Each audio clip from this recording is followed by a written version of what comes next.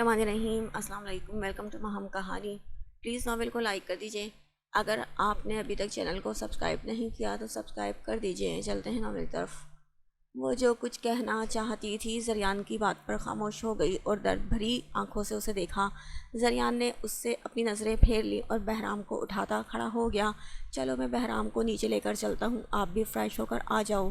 وہ ازا کو بولتا پیچھے وہ کچھ کہنے کے قابل ہی نہیں رہی۔ دوپہر کو جب آنا ازا کو اٹھانے آئی تو وہ بخار میں تپ رہی تھی۔ وہ جلدی بھاگتی ہوئی سب کو بلا کر لائی۔ دادا جان اور بابا جان کسی پنچایت میں گئے ہوئے تھے۔ فائزہ بیگم کی شکوہ کناں نظروں سے اس نے نظریں چرائیں اور ڈاکٹر کو کال ملائی۔ بی جان تو اس پر دعائیں پڑھ پڑھ کر پھونک رہی تھی۔ حالے نے رواحہ کو اٹھایا ہوا تھا۔ بہرام شاید بی جان کے کمرے میں سو رہا تھا۔ آنا اس کے سر میں ٹھنڈے پانی کی پٹیاں رکھنے لگی۔ تھوڑی دیر پہلے ہی ڈاکٹر اسے چیک کر کے گئی تھی۔ میں نے تمہیں کہا تھا نا اس پر زور مت ڈالو، وہ ابھی تک اس ٹراما سے نکلی نہیں ہے، وہ اتنی جلدی یہ سب قبول نہیں کر پائے گی۔ لیکن ماما شروعات تو کرنی پڑے گی نا۔ پچھلے 6 مہینوں سے میں نے ایک بار بھی ان کو ہنستے ہوئے نہیں دیکھا۔ آپ کیا چاہتی ہیں؟ ہم ان کو اس غم میں پوری زندگی گزارنے دیں؟ میری بہن ہے، میں اس کے لیے غلط نہیں سوچوں گا۔ اس نے فائزہ بیگم کو سمجھانے کی کوشش کی تھی، لیکن اس بات کی کیا گارنٹی ہے کہ دلشیر اس کو بہرام سمیت قبول کر لے گا؟ انہوں نے ایک اور مدعا رکھا تھا۔ اس بات کی فکر آپ مت کریں، اور اس رشتے کی خواہش دلشیر کی اپنی ہے۔ ہم میں سے کسی نے اسے فورس نہیں کیا۔ مجھے یقین ہے وہ بہرام کو سگے باپ سے بڑھ کر پیار دے گا۔ میں اسے اچھے سے جانتا ہوں ماما، پلیز میرا ساتھ دیجیے۔ مجھے یقین ہے وہ ازا کو سب بھولنے میں مدد کرے گا۔ مجھے یقین ہے وہ اسے اپنے سے پیار کرنے پر مجبور کر دے گا۔ وہ جیسا باہر سے خوبصورت ہے اندر سے بھی اتنا ہی خوبصورت ہے۔ اس نے فائزہ بیگم کے سامنے گھٹنوں کے بل بیٹھ کر انہیں پیار سے سمجھایا۔ ماں تھی، اپنی اولاد کو گھٹ گھٹ کر جیتے کیسے دیکھ سکتی تھی، اسی لیے حامی بھر لی۔ مسٹر خان سے زریان اور دادا جان کی ساری باتیں ہو چکی تھیں۔ 3 دن بعد انہوں نے اپنی فیملی کے ساتھ گاؤں آنا تھا اور 10 دن بعد ازا کو رخصت کروا کے لے جانا تھا۔ گھر میں سب اس کی نئی زندگی کے لیے دعاگو تھے۔ 3 دن بعد آج اس کا بخار اترا تھا۔ وہ باہر آ کر گارڈن میں بیٹھ گئی تھی۔ زریان کی گاڑی پورچ میں آ کر رکی تو نظر ازا پر پڑی۔ اس نے ازا کے ساتھ جگہ بنائی۔ ازا بخار اتر گیا میری جان کا۔ زریان نے اس کا ماتھا چھو کر دیکھا، لیکن ازا نے اسے کوئی جواب نہیں دیا۔ ناراض ہے مجھ سے؟ زریان نے اسے دیکھ کر پوچھا۔ چہرے پر اداسی اور کم مائیگی کے سوا کوئی احساس اس وقت زریان کو ڈھونڈنے سے بھی نہیں ملا تھا۔ وہ بنا کچھ کہے اٹھ کر وہاں سے چلی گئی۔ زریان اسے نظروں سے اوجھل ہونے تک دیکھتا رہا۔ وہ اپنی بہن کی یہی اداسی تو دور کرنا چاہتا تھا۔ اسے یقین تھا دلشیر سب سنبھال لے گا، اسی لیے اسے منانے کا ارادہ کینسل کیا اور خود بھی اٹھ کر اندر چلا گیا۔ شام 4 بجے کے قریب وہ لوگ گاؤں پہنچے تھے۔ جس شان کے ساتھ وہ لوگ آئے تھے، بی جان کا دل خوشی سے بھر گیا۔ دلشیر ان کے ساتھ نہیں تھا۔ مسٹر خان اور مسز خان ان کے ساتھ ہمنا اور اس کا بیٹا شازر تھا۔ بلیک لینڈ کروزر میں بہت ساری مٹھائیاں، پھل، تحفے، تحائف کے ساتھ وہ لوگ آئے تھے۔ ان کے چہرے پر خوشی دیکھ بی جان اور فائزہ بیگم کو جو ڈر تھا کہ وہ ان کی بیٹی کو دل سے قبول کریں گے بھی یا نہیں، وہ ختم ہو گیا تھا۔ سب نے بہت خوشی سے ان کا استقبال کیا تھا۔ ازا اپنے کمرے میں ان سب سے بے خبر نیند کی گولی کھا کر سو گئی تھی۔ عائزہ بیگم نے آتے ہی حالے کی گود سے بہرام کو لے لیا تھا اور اسے پیار کرنے لگی۔ ان کی گود میں جا کر بہرام کی کھلکھلاہٹ ہی عروج پر تھی۔ سب مسکرا دیے۔ آنا جاؤ، ازا کو بلا کر لاؤ۔ بی جان نے اسے اشارہ کیا تو وہ بی جان جی کہتی اوپر بڑھ گئی۔ کمرے میں اندھیرا کیے وہ سو رہی تھی۔ آنا نے لائٹ جلا کر پردے ہٹا دیے اور اسے جگانے لگی۔ ازا اٹھو، جلدی سے تیار ہو جاؤ، بی جان بلا رہی ہیں تمہیں۔ ازا نے مندی آنکھوں سے اسے دیکھا۔ اس کا دل کٹ گیا۔ میری جان اٹھو، نیچے سب تمہارا انتظار کر رہے ہیں۔ آنا کے دوبارہ کہنے پر وہ اٹھی۔ ازا نے ایک بلو کاٹن کا سوٹ نکال کر اسے دیا۔ وہ خاموشی سے واش روم چلی گئی تھی۔ تھوڑی دیر بعد وہ باہر آئی اور دوپٹہ اچھے سے پھیلایا اور بنا کچھ کہے باہر نکل گئی۔ آنا نے بھی اسے کسی چیز کے لیے فورس نہیں کیا اور خود بھی اس کے ساتھ باہر آ گئی۔ لاؤنج میں بیٹھے لوگوں کو دیکھ کر اس کے قدم تھم گئے۔ اسے نہیں پتا تھا کہ کون آیا ہوا ہے۔ ہمنا اٹھی اور اسے سینے سے لگا لیا۔ نیلی آنکھوں والی وہ اداس شہزادی بنا میک اپ کے بھی بے حد حسین لگ رہی تھی۔ ہمنا اسے لیے سب کے پاس آئی اور عائزہ بیگم کے برابر میں بٹھا دیا۔ عائزہ بیگم نے بہرام کو مسٹر خان کے حوالے کیا اور اٹھ کر اس کا ماتھا چوما تھا۔ یہ لڑکی ان کے بیٹے کا عشق تھی۔ پچھلے 1.5 سال بعد ان کا بیٹا پھر سے مسکرایا تھا۔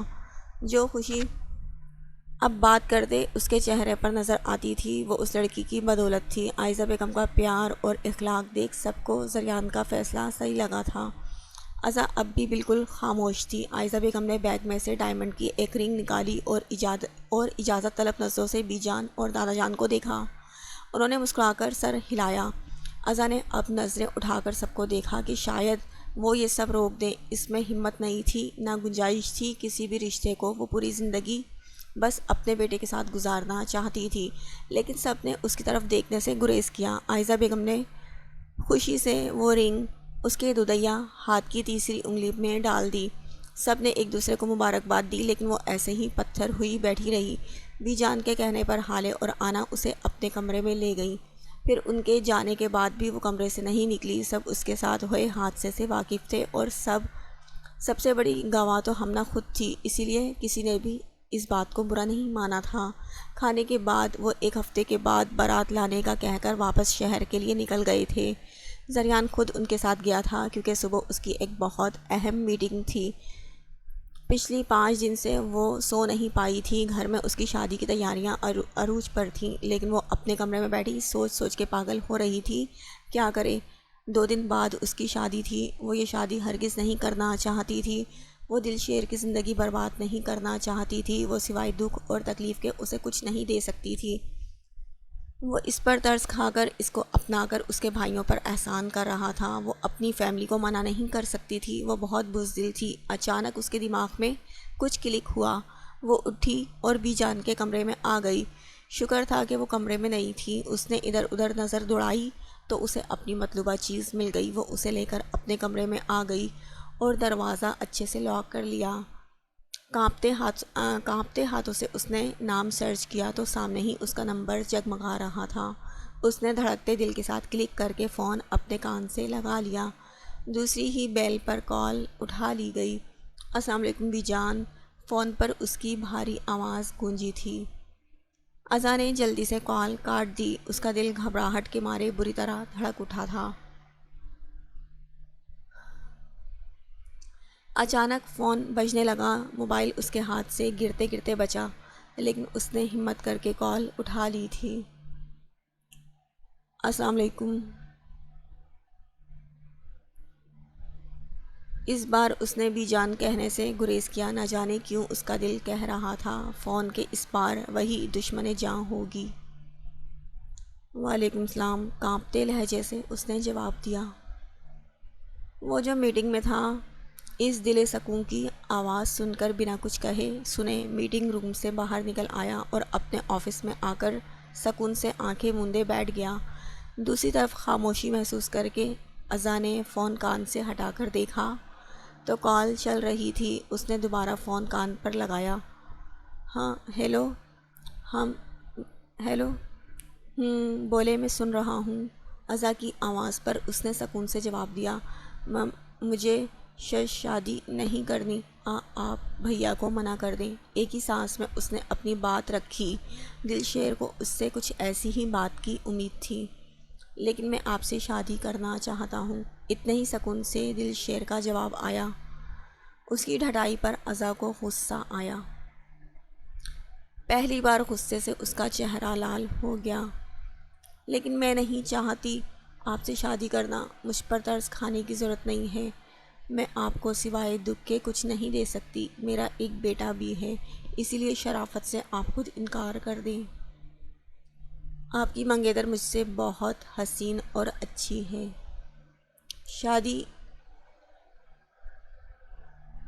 شاید ہی پہلی بار عزا نے کسی سے اس لہجے میں بات کی تھی۔ آپ منع کر دیں ورنہ اچھا نہیں ہوگا۔ دھمکی کے ساتھ ساتھ آخر میں اس کے لہجے میں التجا بھی تھی۔ چہرہ اس کا لال ہو رہا تھا۔ اسے امید تھی دل شیر اب خود منع کر دے گا۔ آپ کی ہر بات کا جواب میں آپ کو 2 دن بعد اپنے کمرے میں اس وقت دوں گا جب آپ میری محرم بن کر میرے کمرے میں آئیں گی۔ تب تک کے لیے خود کو ان ساری سوچوں سے آزاد رکھیں اور پرسکون رہیں۔ دل شیر کی بھاری گمبھیر آواز پر اس کے ماتھے پر پسینہ چمکنے لگا۔ نہ جانے اسے کیوں لگا کہ دل شیر مسکرایا ہو۔ بی جان پلیز، میں یہ شادی نہیں کر سکتی، پلیز مجھے بس تھوڑی سی جگہ دے دیں، میں بہرام کے ساتھ وہاں پڑی رہوں گی، لیکن میں یہ نکاح نہیں کر سکتی، آپ پلیز میری مدد کریں۔ ماما بی جان، کوئی میری بات نہیں سن رہا، پلیز آپ بھیا سے کہیں مجھے شادی نہیں کرنی۔ وہ آنا کے سامنے ہاتھ جوڑے ان سے منتیں کر رہی تھی۔ حالے اور آنا کے آنسو بھی اس کے ساتھ جاری تھے۔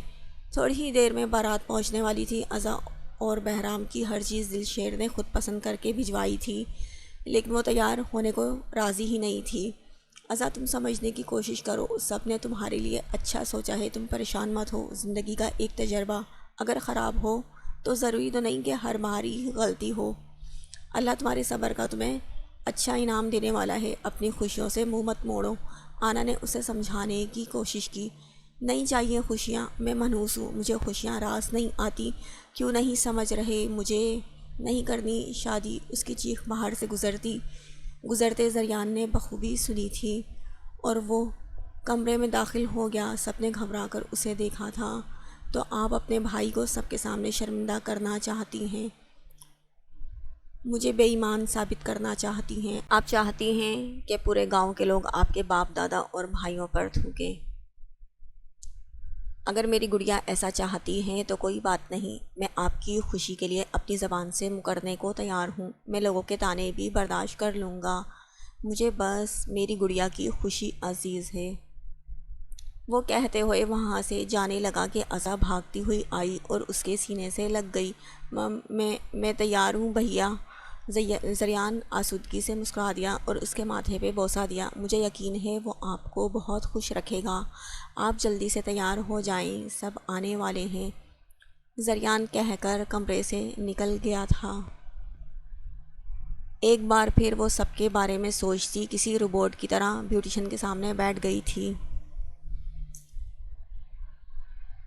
وہ جانتا تھا اس کی بہن بہت معصوم ہے، وہ اپنوں کے لیے کچھ بھی کر جائے گی، اسی لیے آج زریان نے اس کی خوشی کے لیے اسے انہی رشتوں کے نام پر بلیک میل کیا تھا۔ تھوڑی ہی دیر میں بارات کا شور اٹھا تو حالے کا دل زور سے دھڑکا۔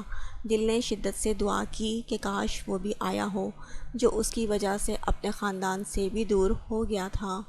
وہ جلدی سے ہلکا سا تیار ہو کر دوپٹہ لے کر کمرے سے نکلنے لگی کہ اچانک لائٹ آف ہو گئی۔ گھبرا کر اس نے موبائل ڈھونڈنے کی کوشش کی کہ کمر پر سرسراتی انگلیوں کا لمس محسوس کر اس نے اپنی سانسیں تک روک لی۔ وہ یہ خوشبو کبھی نہیں بھول سکتی تھی۔ تو کیا 6 مہینے بعد اسے اپنی بیوی کی یاد آ گئی تھی؟ روحان بنا کچھ بولے اس کے بالوں میں جھکا اور اس کی خوشبو کو محسوس کرنے لگا۔ اس کے لمس دکھ، غصہ، کیا کچھ نہیں اس کو یاد آیا تھا۔ وہ اس کا لمس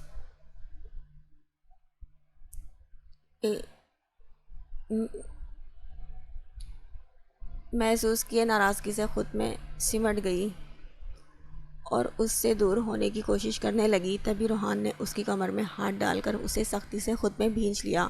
تمہاری غلطیاں چھوٹی تو ہرگز نہیں، لیکن دور رہ کر تمہیں آزادی دینے کی غلطی اب دوبارہ ہرگز نہیں کروں گا۔ وہ اس کے کان کے پاس ہرایا تھا۔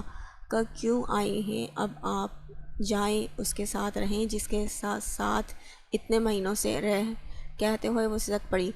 آنسوؤں کا پھندا گلے میں اٹک چکا تھا جس کی وجہ سے اپنی بات پوری نہیں کر پائی، لیکن اس سے دور ہونے کی مزاحمت جاری رکھی۔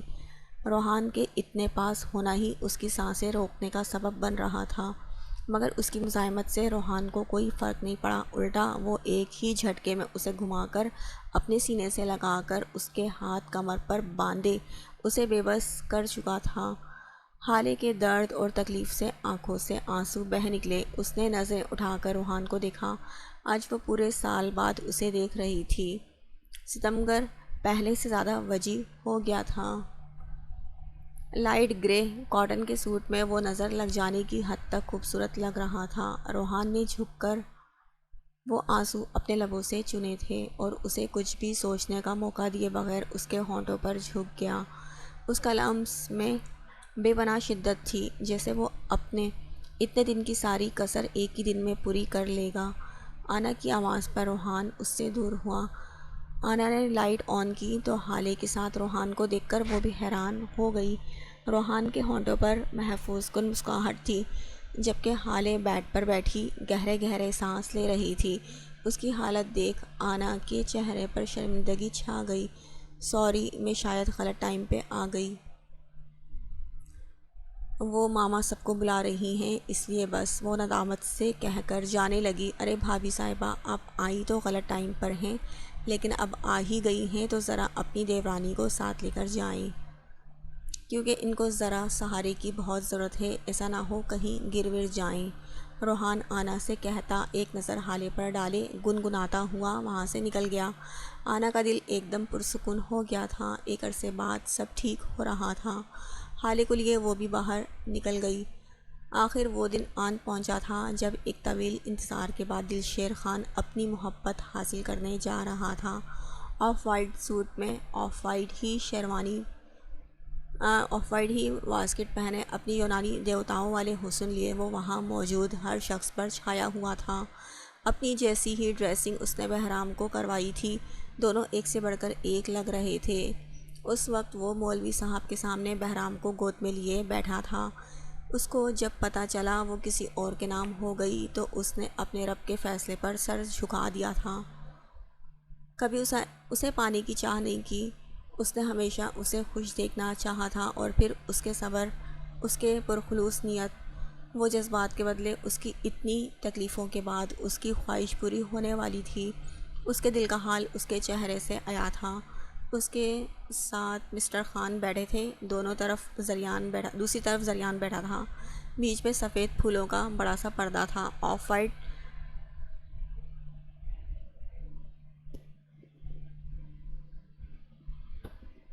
وائٹ کلر میں اس کی رنگت خوب جچ رہی تھی۔ ہاتھوں میں عائزہ بیگم کی لائی ہوئی سونے کی چوڑیاں سجی ہوئی تھیں، وہ جو سادگی میں بھی کمال لگتی تھی، آج پر دلشیر کے نام کا سنگھار کیے اپنے سوگوار حسن کے ساتھ مزید نکھر گئی تھی۔ سب کی نظریں جو ایک بار اس پر اٹھتی تو ٹھہر جاتی، بھی جان جانے کتنی بار اس کی نظر اتار چکی تھی۔ وہ نازک سا وجود سر پر دلشیر کی دلہن کے نام کی چنری پہنے، وہ سہج سہج کر روحان کے ساتھ کسی روبوٹ کی طرح آگے بڑھ رہی تھی۔ چہرے پر کوئی تاثر نہیں تھا۔ روحان نے اسے لا کر پردے کی دوسری طرف بٹھا دیا۔ چاروں طرف سارے مہمان کھڑے تھے۔ روحان عزا کے پاس کھڑا ہو گیا۔ ساری عورتیں عزا کی طرف تھیں، مرد سارے دلشیر کی طرف تھے۔ عزا عالم ولد عالم مرزا، آپ کا نکاح دلشیر خان ولد محمد خان کے ساتھ 50 لاکھ اور 20 تولہ سونا حق مہر طے پایا ہے، کیا آپ کو یہ نکاح قبول ہے؟ مولوی صاحب کے الفاظ اس کے کانوں میں پڑے تھے۔ یہی سب کچھ وہ پہلے بھی سن چکی تھی اور اس کا انجام بھی دیکھ لیا تھا۔ اس کی آنکھوں سے ایک ساتھ کئی آنسو بہہ گئے، جسم الگ کانپنے لگا۔ روحان نے اس کا ہاتھ تھاما۔ مولوی صاحب نے دوبارہ وہی الفاظ دہرائے، عزا بولو، بی جان نے اسے کہا تھا۔